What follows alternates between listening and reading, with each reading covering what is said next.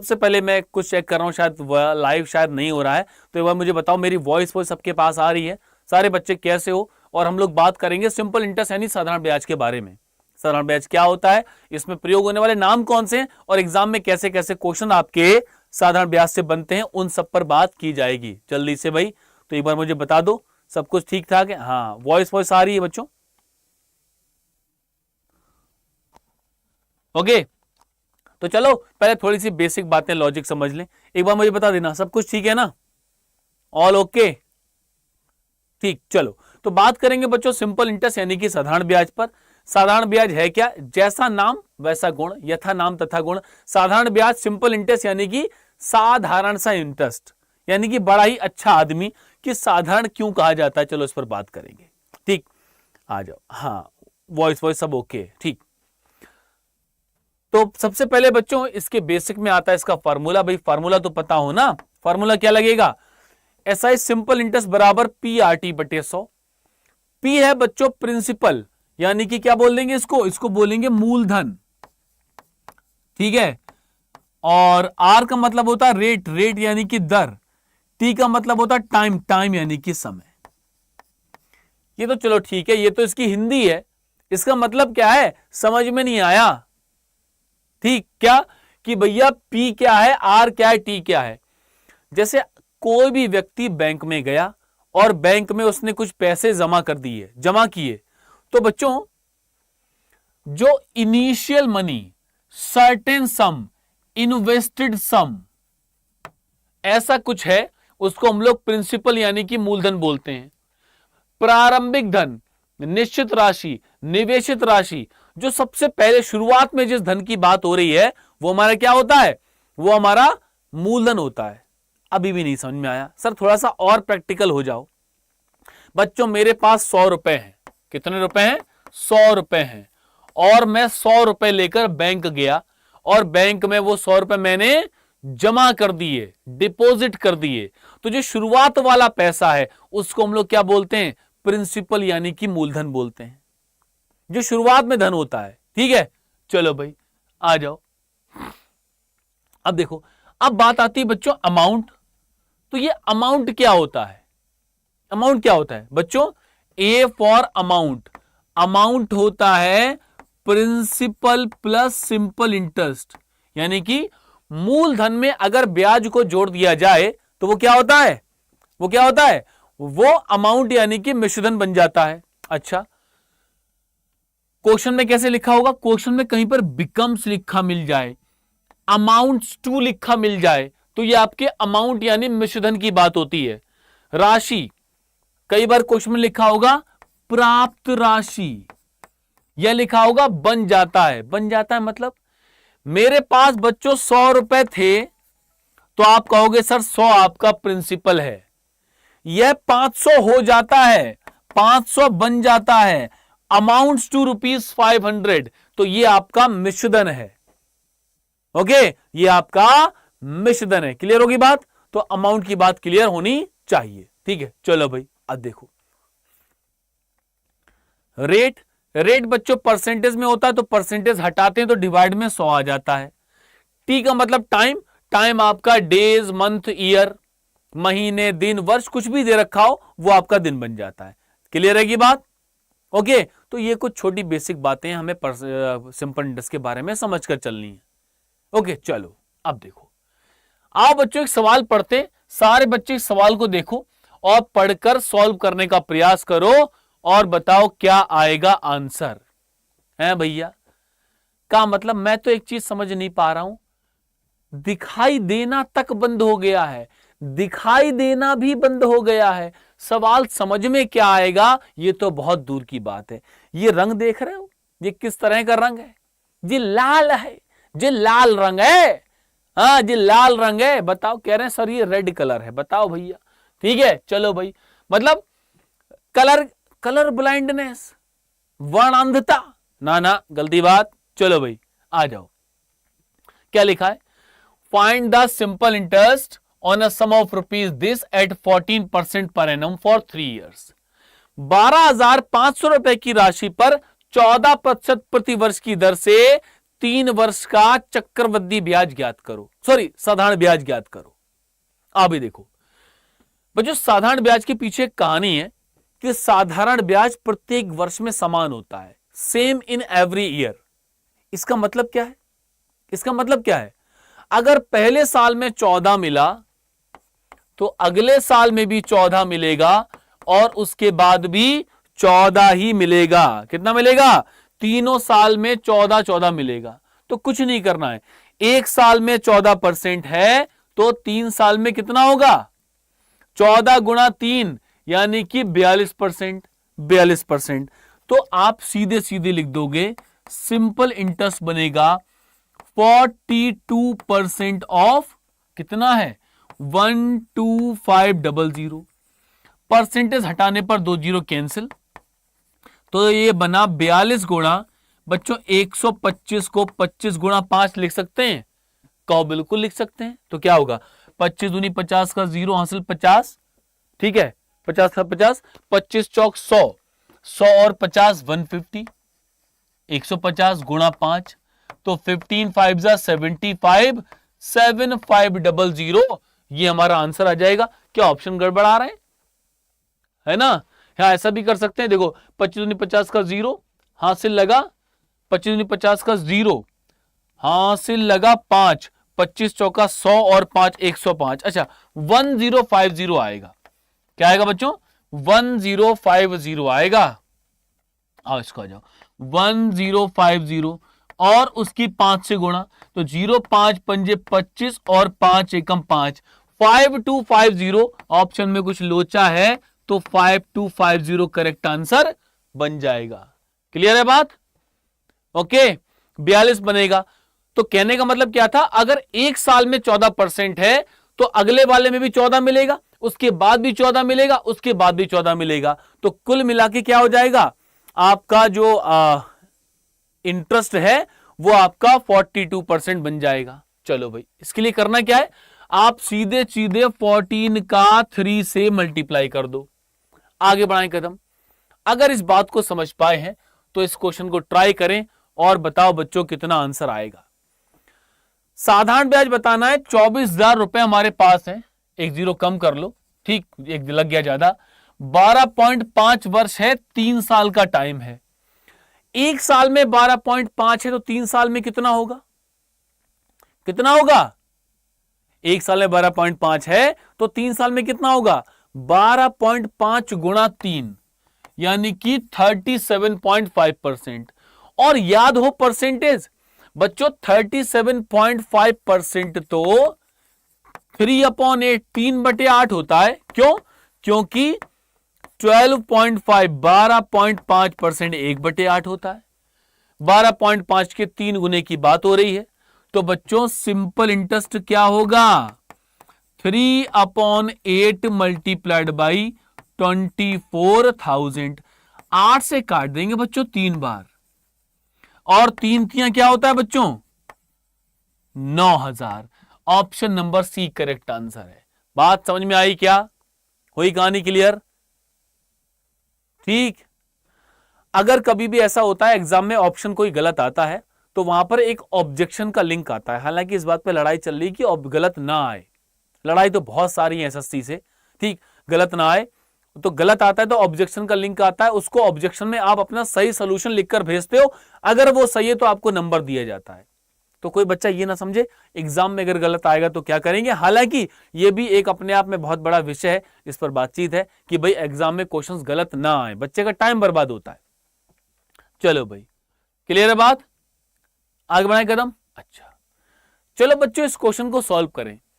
18,000 रुपए की राशि पर 20% वार्षिक ब्याज की दर से 1.5 वर्ष के लिए चक्रवृद्धि ब्याज ज्ञात करें। ठीक है, 1.5 वर्ष के लिए चक्रवृद्धि ब्याज ज्ञात करें। बताओ वाल को क्या होगा? क्या होगा इसका आंसर?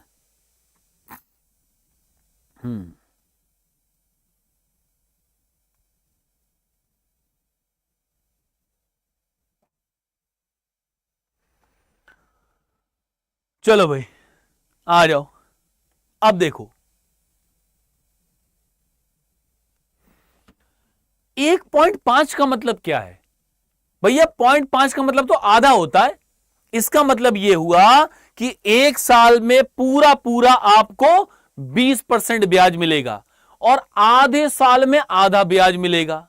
तो पहले वाले में 20% और दूसरे वाले में 20 का आधा 10, यानी कि कुल मिला के आपको जो इंटरेस्ट मिलेगा तो वो 20 + 10 यानी कि 30% मिल जाएगा। कितना मिलेगा? 30%।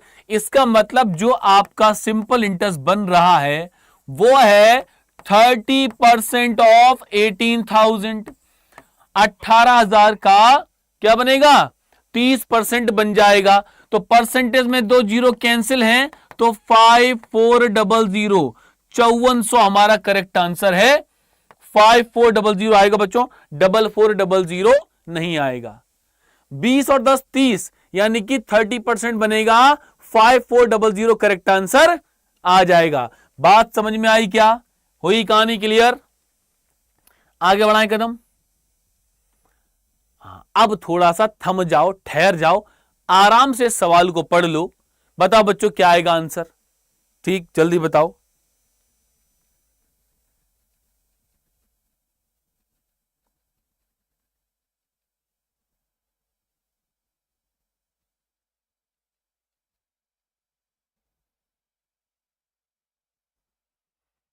आओ बच्चों देखो, ए ₹90,000 की राशि 5% की साधारण ब्याज पर 4 वर्षों के लिए उधार लेता है। ए ने 5% रेट पर 4 साल 4 इयर्स के लिए पैसे उधार ले लिए। वह इसे 7% साधारण ब्याज पर 4 वर्षों के लिए बी को दे देता है। इधर से पैसा लिया, इधर पैसा वापस कर दिया, बी को दे दिया। तो बच्चों उसको प्राप्त होने वाला लाभ, प्रॉफिट कितना, यह बताना है। अब देखो बच्चों, एक साल में 5% है तो 4 साल में कितना होगा?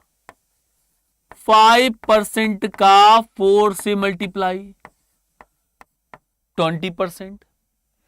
अगर भाई एक साल में 7% है तो बच्चों 4 साल में कितना हो जाएगा? 28%। पूछो क्यों? क्योंकि साधारण ब्याज प्रत्येक वर्ष में समान मिलता है। पहले में भी 7 है तो बाद वाले में भी 7 है। तो बच्चों प्रॉफिट, लाभ कितना हुआ? प्रॉफिट का मतलब क्या है? इन दोनों के बीच का अंतर, डिफरेंस कितना है? डिफरेंस है बच्चों 8%।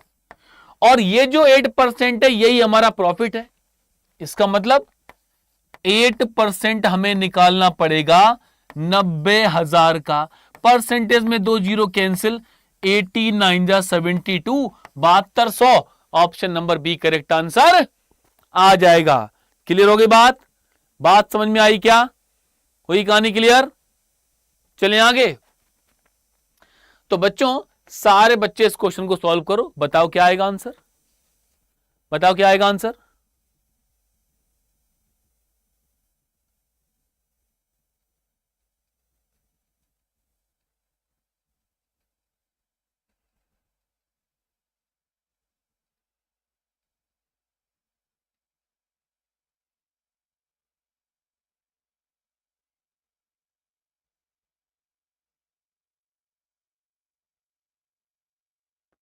आ जाओ भाई।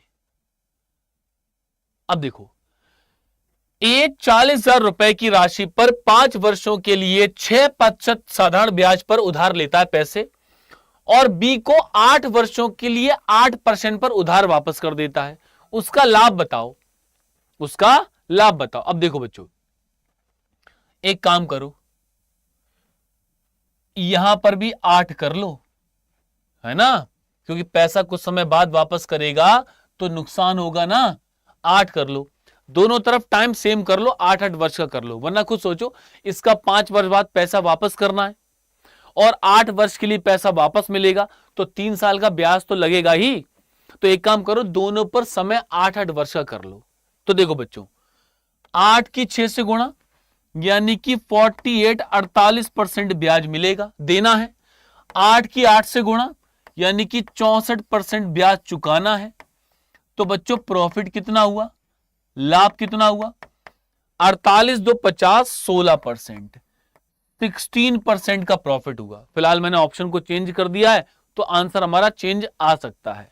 ठीक, तो भाई क्या होगा, तो आपका प्रॉफिट कितना होगा, प्रॉफिट होगा 16% ऑफ 40,000, 40,000 का 60%, तो ये आंसर बन जाएगा आपका 6400। परसेंटेज में 2 जीरो कैंसिल हैं तो 6400 कर लेंगे।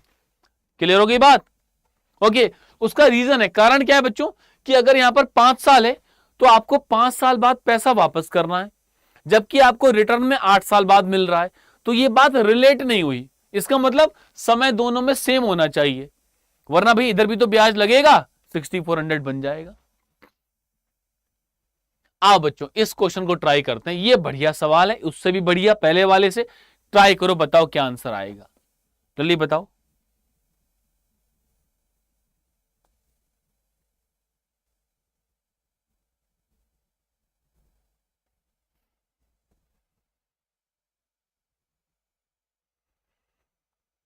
आ जाओ भाई, अब देखो, किसी राशि का साधारण ब्याज उस राशि से 7800 रुपए कम है। इसका मतलब यह है कि जो भी मूलधन है और जो भी ब्याज है, दोनों के बीच में 7800 7800 का अंतर आना चाहिए। रेट हमारे पास 12% का दे रखा है, तो मूलधन बताना है क्या आएगा। अब देखो बच्चों, अगर प्रिंसिपल मूलधन की बात की जाए तो बच्चों मूलधन तो अपने आप में 100% होता है। अगर मैं परसेंटेज से करना चाहूं तो मैं बोलूंगा मूलधन तो 100% होता है। अगर सिंपल इंटरेस्ट ब्याज की बात की जाए, 1 साल में 12% है, तो बच्चों 4 साल में कितना होगा, 12% का 4 से मल्टीप्लाई, यानी कि 48% होगा। भाई सीधी सी बात है। तो यह मूलधन इस ब्याज से कितना परसेंट कम है, कम या ज्यादा का मतलब आपको इसके बीच का अंतर, डिफरेंस बताना है, अंतर बताना है। बच्चों देखो, अगर ये 100 है और ये 48 है, तो 48 दो 50, इसके बीच का डिफरेंस हुआ 52%। कहने का मतलब 52% का मान 7800 दे रखा है। अगर हम 100% निकालेंगे तो प्रिंसिपल के पास पहुंच जाएंगे। तो 100% की वैल्यू कैसे आएगी, 7800 को 52 से डिवाइड करके 100 से मल्टीप्लाई, 13 चौक 52, 13 छिंग 78, 4 से काट देंगे 150 बार, तो आंसर आ जाएगा 15,000, 15,000। ऑप्शन करेक्ट आ गया, आ गया कि नहीं आ गया? हाँ, 52, 52 कम आएगा। बात समझ में आई क्या? अच्छा, थोड़ी देर पहले पता है जब क्लास को स्टार्ट किया था, एक बंदा था मैसेज पे मैसेज छापे जा रहा था, काली पट्टी कहां है, काली पट्टी कहां है। और मैं 12 मालूम कैसे पढ़ा रहा था, अरे बच्चों ये है, ये सवाल है। मैं सोच रहा था शायद उसे दिखाई पड़ जाए, शायद उसे दिखाई पड़ जाए, नहीं दिखा। अंततः मुझे थक हार के बोलना ही पड़ा। अब मुझे बताओ बच्चों, दिखाई भी नहीं पड़ रहा है? रंग भी पहचान में नहीं आ रहा है, सवाल समझ में कैसे आएगा? यह बहुत बड़ी समस्या है बच्चे, यह बहुत बड़ी समस्या है। खुद सोचो। चलो खैर, कोई बात नहीं, होता है कभी कभी। तो बच्चों, पिछले वाले सवाल से मिलता जुलता एक सवाल है, ट्राई करना है और बताओ क्या आएगा इसका आंसर। ठीक, जल्दी बताओ क्या आएगा आंसर।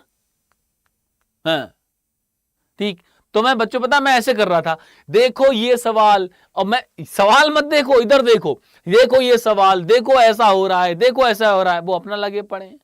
चलो भाई ठीक, चलो आ जाओ।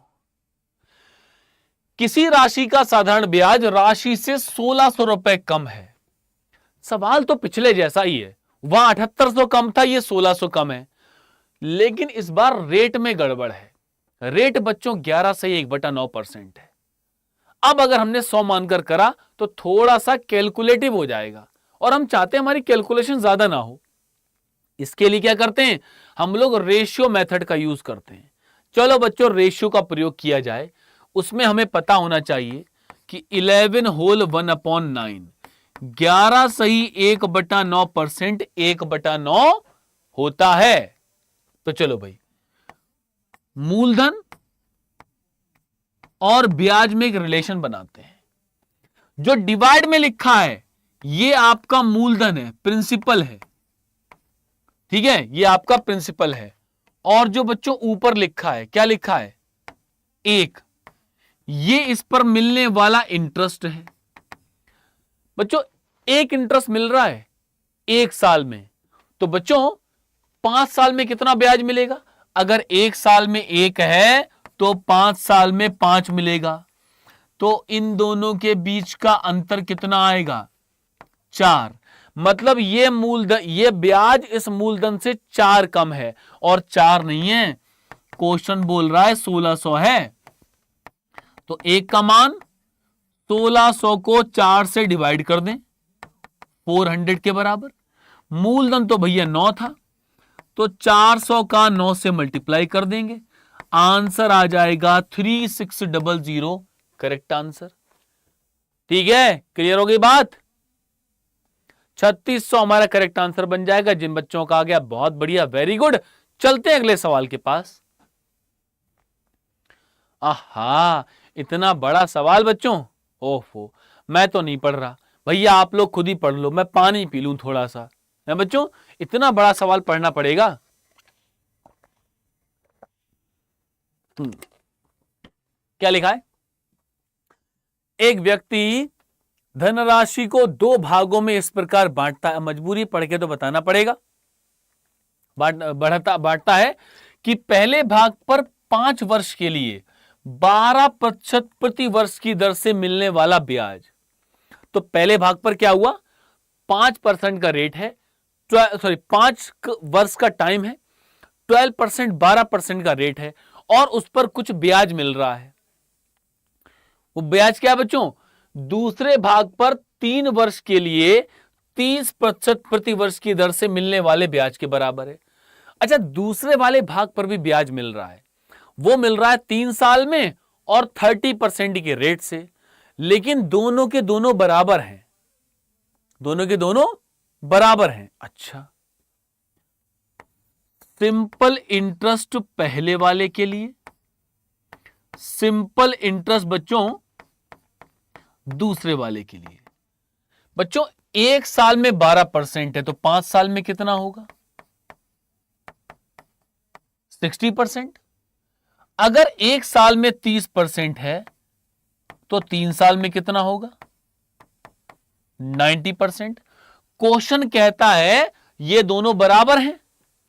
यार ये बराबर कहां हैं? ये तो बराबर करने पड़ेंगे, बराबर करने पड़ेंगे। बराबर कैसे होगा? कोई एक ऐसा नंबर इस धरती पे ढूंढ के लाओ जो 60 और 90, 60 और 90 दोनों से कैंसिल हो जाए, उसको हम लोग एलसीएम बोलते हैं। क्या बोलते हैं? एलसीएम। तो बच्चों 60 और 90 से कटने वाला नंबर है 180, 180। मतलब अगर ये दोनों 180 होते तो बराबर हो जाते। चलो भाई, इसको 3 से मल्टीप्लाई कर दो, इसको 2 से मल्टीप्लाई कर दो, तो जिस नंबर से आपने मल्टीप्लाई किया है वही इसका आंसर है। और हमेशा रेशियो पहले वाले का दूसरे वाले से बताते हैं बाय डिफॉल्ट। अगर क्वेश्चन कहे दूसरे का पहले से बताओ वो बात अलग है, लेकिन अगर नहीं बोल रखा तो पहले वाले का दूसरे से रेशियो बताएंगे। 3:2 करेक्ट आंसर बन जाएगा। 2-3 गलत है, 2-3 गलत है। ठीक है, आगे बढ़ाए कदम। अब देखो, तो चलो बच्चों सारे बच्चे सवाल को ट्राई करो, बताओ भाई क्या आएगा आंसर। हिंदी में पिछले वाला स्टेटमेंट है, छोड़ो कोई बात नहीं। सवाल नंबर 10 करते हैं, इसमें थोड़ा दिमाग लगाते हैं, बताओ क्या आएगा आंसर। ठीक, ऑप्शन ए करेक्ट बनेगा।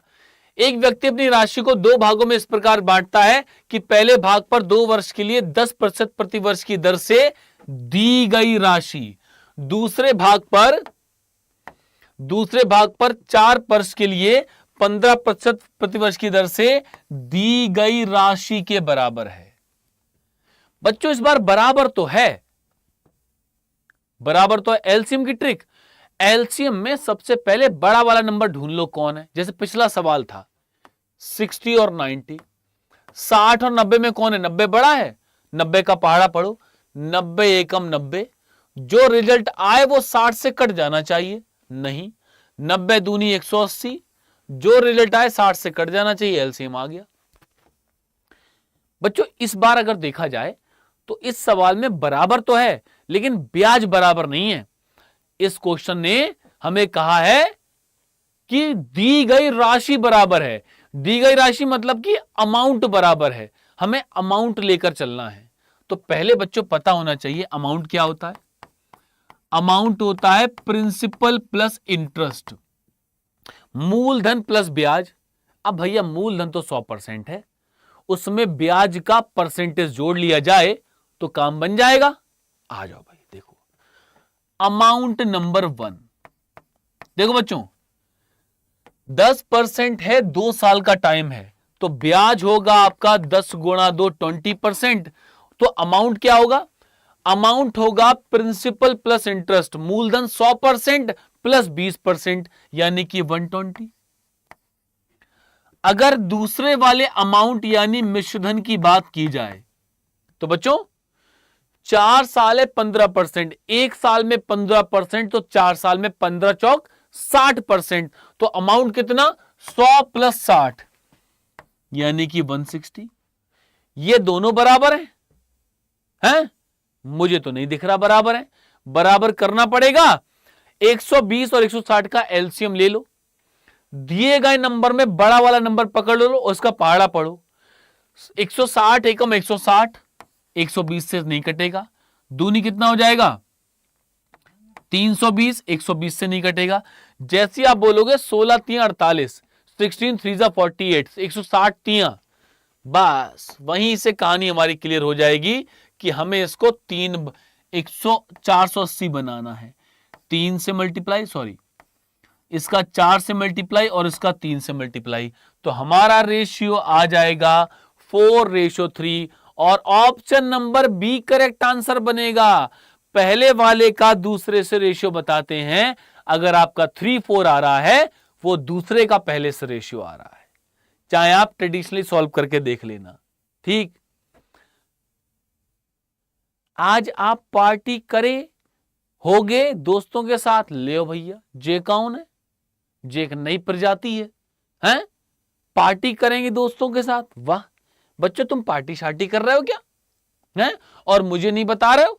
सारे बच्चे इसको ट्राई करो, है भाई कोई बात नहीं, फीता खुल रहा है लेकिन उम्मीदें नहीं, भरोसा नहीं, ठीक है, भरोसा बहुत पक्का, बदल के रहेंगे, बदल के मानेंगे। हाँ कैसे लग गई, अरे मुझे लग रहा गाने चल रहे हैं, मुझे तो तेरी लत लग गई, लत नहीं लग गई, लात लग गई। ठीक बच्चों देख रहे हो, मतलब ठीक है हम सिस्टम से लड़ाई कर रहे हैं कुछ सुधार के लिए, इनको कौन सुधारेगा। अब बताओ भला, कभी कभी ऐसा लगता है पता नहीं कैसे लड़ाई हो रही, किसके लिए लड़ाई हो रही है बताओ। मतलब ठीक है, पहले तो पूरी दुनिया, पहले घर में 2-4 लोग होते हैं, उन घर को मालूम होता है कि ये गधा है, इसको अकल नहीं है।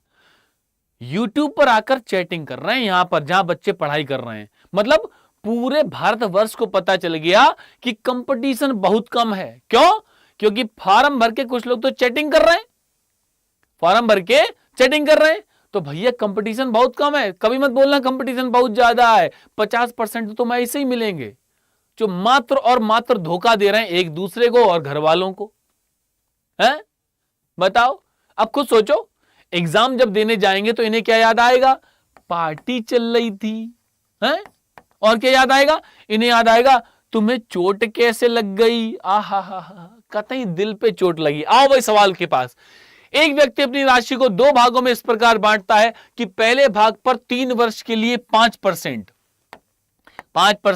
से दी गई राशि दूसरे भाग पर 5 वर्ष के 8% पर दी गई राशि के बराबर है। अब देखो, राशि मतलब बच्चों अमाउंट की बात हो रही है, क्या की बात हो रही है, अमाउंट की बात हो रही है। अब देखो 1 साल में 5% है, तो 3 साल में कितना होगा, 5 गुणा 3 15%। तो आपका अमाउंट कितना होगा, अमाउंट बच्चों होता है मूलधन प्लस ब्याज। मूलधन को हम 100% बोलते हैं, इसमें ब्याज जोड़ते जाओ तो 115 है ना।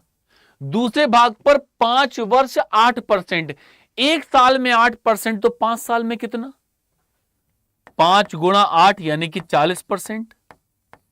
तो अमाउंट कितना बनेगा, 100 प्लस 40 140।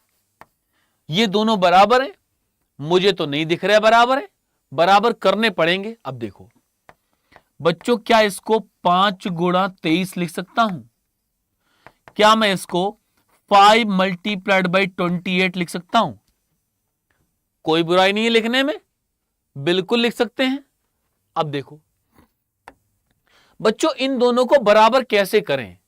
जितने नंबर ऊपर हैं, जैसे नंबर ऊपर है वैसे ही नंबर नीचे आ जाएं।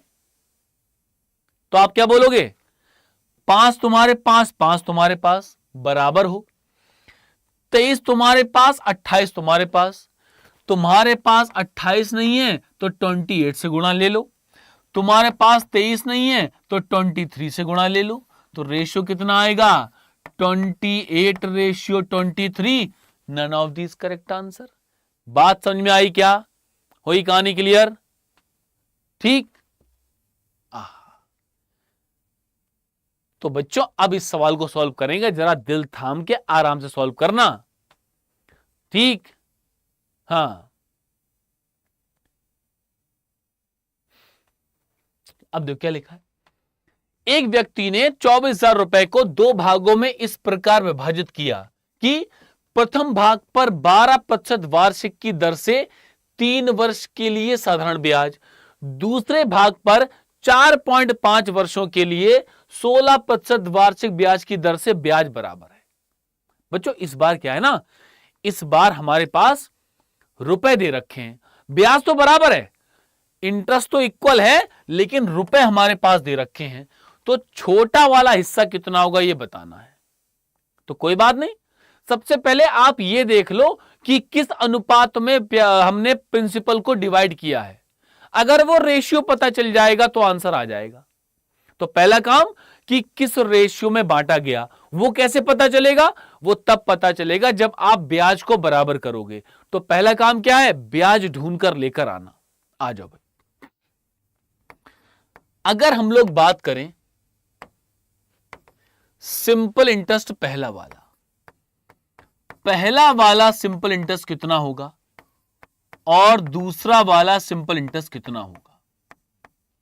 अच्छा सारे बच्चे कमेंट में लिख के बताओ, 12% है 3 साल में तो कितना होगा, 16% है 4.5 साल में, तो सिंपल इंटरेस्ट कितना परसेंट बनेगा, जल्दी से बताओ। ठीक, अब देखो 12% 3 साल में तो 36, 16 की 4 से गुणा करो, 16 चौक 64 64। अगला वाला जो टाइम है वो 0.5 है, 0.5 का मतलब होता है आधा, आधा मतलब 16 का आधा 8। तो दूसरा वाला बनेगा 72। ये दोनों बराबर हैं, बराबर करने पड़ेंगे, इसका 2 से मल्टीप्लाई और इसका 1 से मल्टीप्लाई। इसका मतलब प्रिंसिपल को, मूलधन को 2:1 2:1 में डिवाइड किया गया। 70.5 नहीं होगा बेटा। देखो 4 साल पूरे पूरे हैं, अगला वाला आधा है, तो 1 साल में 16% तो 4 साल में 64%, और 16 का आधा 8 यानी कि 72 बनेगा। तो आपका प्रिंसिपल 2:1 में बटेगा।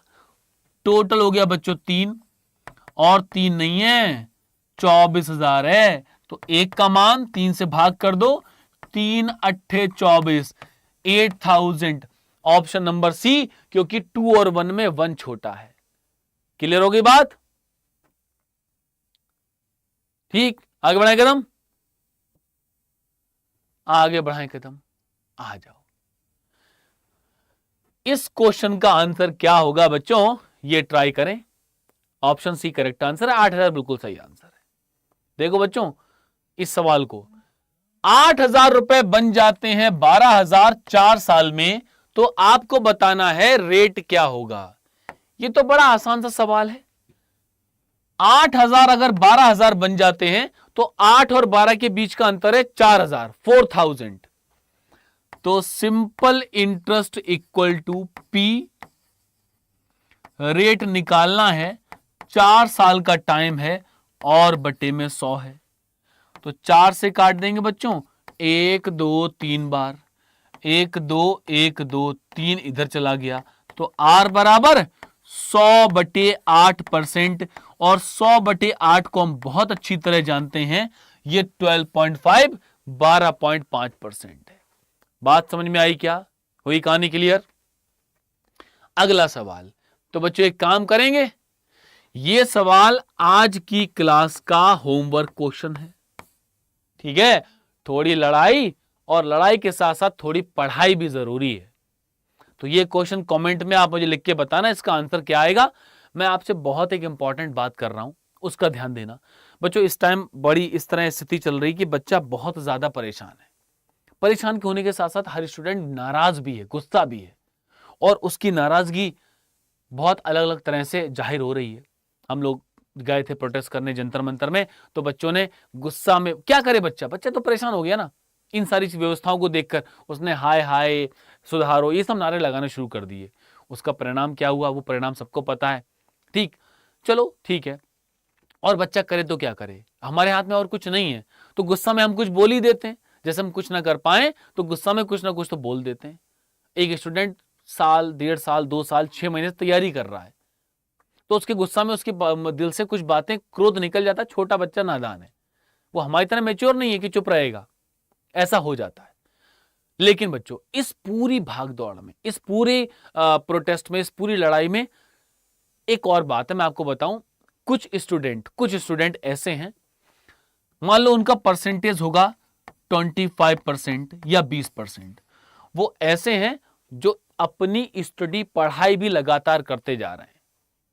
वो गुस्सा है, वो नाराज हैं, वो प्रोटेस्ट में भी शामिल है, लेकिन रात में बैठ के पढ़ाई कर रहे हैं, क्योंकि उन्हें पता है कि ये सिस्टम तो हम सुधार के मानेंगे।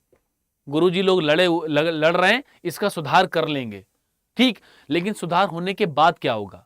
सुधार होने के बाद एग्जाम होगा, और एग्जाम होगा तो एग्जाम क्वालिफाई करना पड़ेगा, और एग्जाम अगर क्वालिफाई करना है तो उसके लिए स्टडी, पढ़ाई तो बच्चों करनी पड़ेगी। अगर हम आज 10 दिन अपनी पढ़ाई ना करें, मैं जानता हूं बड़ा मुश्किल है, लेकिन इन सारी चीजों को मैनेज करने वाला इंसान होता है भाई। अगर कोई प्रेशर मैनेज ना कर पाए, भाग जाए, तो वो इंसान थोड़े ना है ना, ठीक। तो वो अपनी पढ़ाई को ब्रेक नहीं कर रहा है, क्योंकि बच्चों अगर 10 दिन बाद पेपर हुआ, 15 दिन बाद पेपर हुआ, 1 महीने बाद पेपर हुआ, पेपर तो पढ़कर ही क्वालिफाई होगा। तो कोई भी मेरा बच्चा ये ना करे कि सर अगर इस लड़ाई में आप शामिल, पहली बात तो आपको शामिल नहीं होना, लड़ाई करने के लिए हम खड़े हैं यहां पर, ठीक। सारे बच्चों को पढ़ाई अपनी रोकनी नहीं है, क्योंकि जब एग्जाम देने जाओगे तब तो पढ़ाई काम आएगी ना। तो जो बच्चा 25% बच्चा, 20% बच्चा पढ़ाई कर रहा है, वही अपने सिलेक्शन की तरफ जा रहा है। और हमारे पास तो इतना समय भी नहीं है कि हम अगले साल तैयारी कर लेंगे, हमें इसी साल सिलेक्शन लेना है। तो ये अपना जो गुस्सा है बच्चों, इसको बचा के रखो, इसका सही जगह इस्तेमाल करेंगे, देश दुनिया सुधारने में इस्तेमाल करेंगे, ठीक है? ओके बच्चों, तो इस बात का ध्यान रखना, स्टडी ब्रेक नहीं होना, लड़ाई भी है, पढ़ाई भी है, दोनों बातों को मैनेज करके चलना है। अभी के लिए इतना ही। टेलीग्राम पे एक ग्रुप ज्वाइन कर लेना, मैं पीडीएफ बच्चों आपको शेयर कर दूंगा, इसका आंसर मुझे कमेंट करके बताना, क्लास कैसी लगी जरूर बताना। Thank you, take care, bye bye, जय हिंद।